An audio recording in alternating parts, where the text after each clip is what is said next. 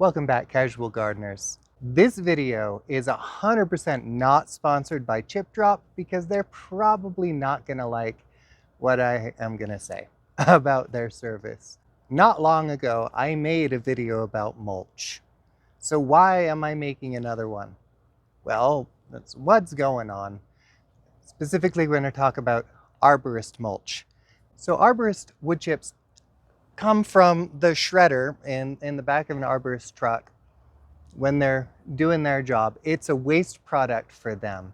They generally contain both a mix of greens and browns. This is a compost pile.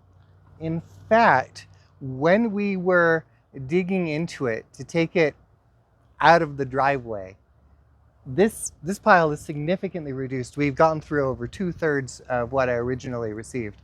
But when we were digging through it, it was hot. It was composting as we worked. After just a day in the driveway, it was already cooking. And that right away is something that sets arborist wood chips apart from a lot of other types of mulch. It is nutritionally balanced. The wood is green.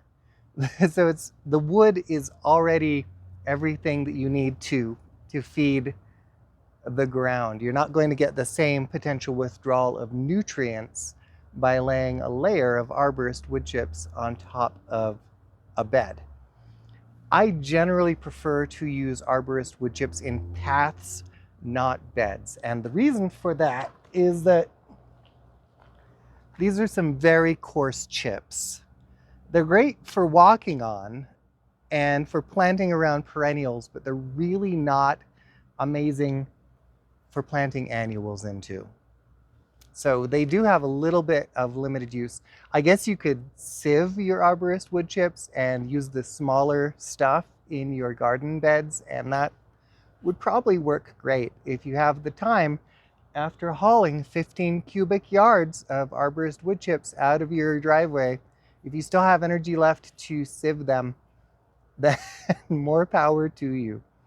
The whole time I was working on loading this stuff into a wheelbarrow and hauling it into the back, I kept saying to myself, I didn't just ask for this. I begged for this. What was I thinking? But honestly, I say that to myself every time I get a load of arborist wood chips. So here are some more of the arborist wood chips. This isn't all of them. This isn't even most of them. But this is where I decided to start piling them up when I ran out of places further into the garden to apply them directly. So a little piece of advice, do not stack arborist wood chips directly against any structure you want to keep termites out of, because this is made of wood and termites are attracted to piles of fresh dying wood, and it's a great way to get termites in your house. So there's a gap here between my piles and the house. You want to keep that gap at least a few feet wide so that you're not tempting fate and bringing some termites in.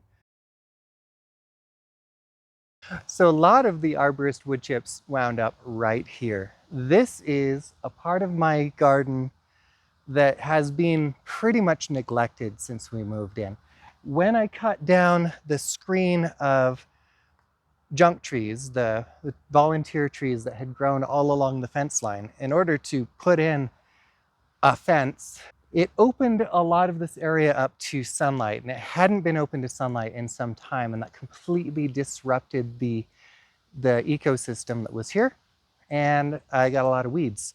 So I'm putting down this forest bed of arborist mulch, hoping that it's going to kind of suppress things through here and make it a little bit more of a civilized wild place.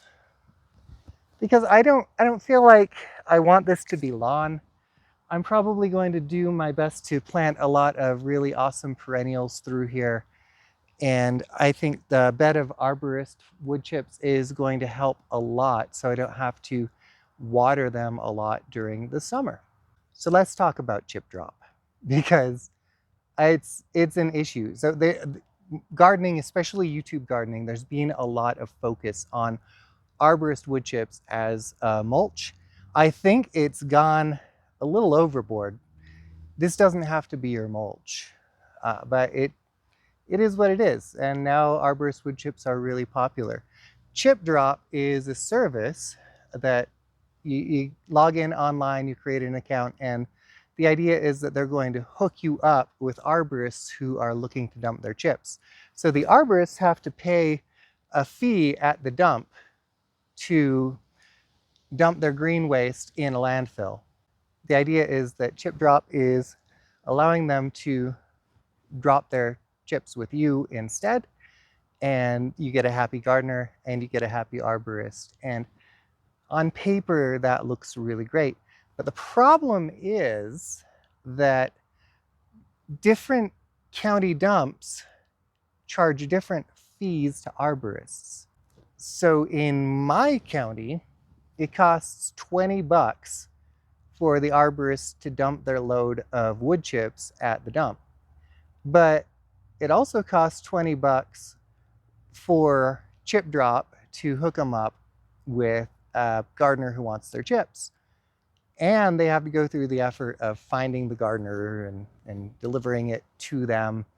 It's easier for the arborist to just go to the dump here because Chipdrop's fee is the same as the dump fee, and they know how to get to the dump. That address never changes. I think in some places where you get a lot of arborist activity and dump fees are higher, it might be a good idea. But I think there are also other places where Chipdrop is just, it's not going to work for you. And I don't see why they can't change their fees in those places to make themselves competitive with the dump and give the arborists more incentive to deliver their wood chips to gardeners, because ultimately that they would still make something. They'd make more, because here the arborists have all just given up on Chipdrop. So how did I get these arborist wood chips if Chipdrop isn't working? Well, it's a funny story. While I was making my mulch video, I heard a terrible noise over that way. And I was like, holy crap, I'm not gonna be able to make a video. Somebody's making too much noise. And that's the story of my life. I'm making gardening videos in what is essentially a college town. That yard behind me, 9 days out of 10, there are a bunch of frat boys back there with their shirts off playing beer pong. And then I realized the noise that I was hearing was an arborist running a massive wood chipper. And I was like, oh shoot, oh shoot, oh shoot. And I stopped what I was doing and I walked around the block and I confronted the arborists and said, what can I do to get your wood chips? And they're the ones who told me that Chipdrop charges them to hook them up with gardeners. And so they said, look, we don't want to pay Chipdrop because it's the same as paying the dump. So what we've done is we've made a list of gardeners who are interested in chips, and we'll just call a gardener when we have chips, and if they want them, we drop them off. So I said, please put me on your list. And they said, sure. So if you're a gardener and you want arborist wood chips, but Chipdrop isn't working for you, you may live in a county where the Chipdrop's fee isn't competitive with the landfill, and the arborists are just doing something else. So what you may need to do if you really want this stuff is contact the arborists directly. I just thought I'd talk about arborist wood chips a little bit, what you can use them for, how you can get them. If you have other good uses for arborist wood chips, please let me know what they are in the comments, because I've got a lot and I'm not gonna maybe be able to use them all.